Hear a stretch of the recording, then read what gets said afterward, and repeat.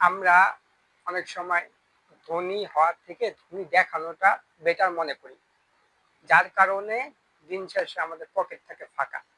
কিন্তু রিয়েল যারা ধনী তারা কিন্তু মূলত আগে ব্যাংক ব্যালেন্সের দিকে ফোকাস হয়। ঠিক আছে, আমরা মনে করি আমার যদি বেতনটা বাড়ে তাহলে আমি একটু ভালো ফেলাতে যাবো, ভালো মানুষকে ধনী দেখানোর চেষ্টা করে।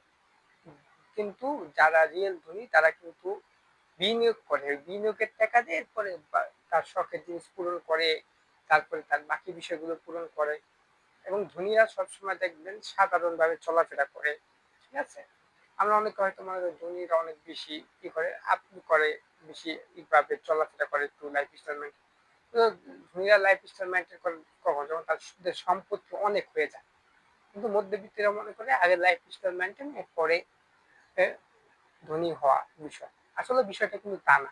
আরেকটা বিষয় আপনাকে মাথায় রাখতে হবে, সেটা হচ্ছে গিয়ে যে পরিপাটি থাকতে পারেন, হ্যাঁ পরিপাটি থাকতে হবে, এটা সবার জন্য, ধনীরাও থাকে গরিবরা থাকতে পারে।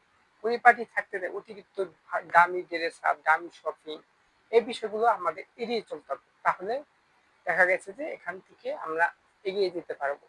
এবং অযথা খরচ থেকে অবশ্যই বেঁচে থাকতে হবে। বিশেষ করে মধ্যবিত্তরা আবেগে বশে অনেক টাকা খরচ করে, কিন্তু ধনীরা প্রতি টাকা খরচের আগে হিসাব করে এটা আমার জন্য আয় আনবে নাকি আরো ব্যয় আনবে। ধনীরা চিন্তা করে কোন মাধ্যমে আয় আনা যায়, এটা সবসময় চেষ্টা করে।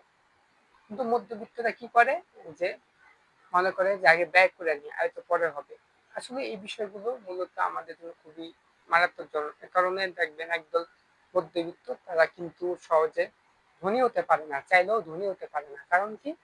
কারণ সে জানেই না ধনী হওয়ার মাধ্যমটা কি। তারা মনে করে অন্যকে দেখানোর জন্য আমি দামি পোশাক, একটা বাইক কিনলাম, দামি ফোন কিনলাম, একটা ব্র্যান্ডের ঘড়ি পরলাম, এগুলো একটু তারা মনে করে যে ইয়ে, যে আমি ধনী, মানুষকে ধনী, এবং তারা মনে করে তাদের অনেক সম্পদ আছে। আসলে দিন শেষে তাদের ইএমআই এর জালে ফেঁসে যায়। যখন একটা মোবাইল ইএমআই তে কিনে, যখন একটা বাইক ইএমআই তে কিনে, ঠিক আছে, একটা ফ্ল্যাট ইএমআই তে কিনে, তখন এটা কিন্তু সারাজীবন তাদেরকে খরচ নিয়েছে।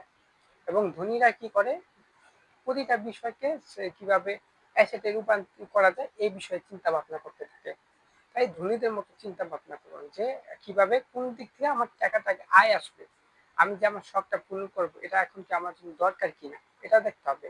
এরপরে না আপনি বাকি বিষয়গুলো করতে পারেন। এখন যদি আপনি নিজেকে ধনী দেখানোর জন্য যদি আপনি খরচ করে ফেলান, ভবিষ্যতে যদি সঞ্চয় থাকলো না, আর এই সঞ্চয় না থাকার কারণে আপনি একটা সময় আটকে যাবেন, আপনি চাকরি চলে যায় আপনি আটকে যাবেন। ঠিক আছে, কিন্তু ধনী হতে হলে অবশ্যই আপনাকে টাকা সঞ্চয় করতে হবে এবং ওটাকে বিনিয়োগে রাখতে হবে। আর আপনি যখন টাকা বিনিয়োগ করবেন তখন ওই টাকাটা আপনাকে ভালো একটা বেনিফিট নিয়ে আসবে। আশা করি বিষয়টি আপনারা বুঝতে পেরেছেন।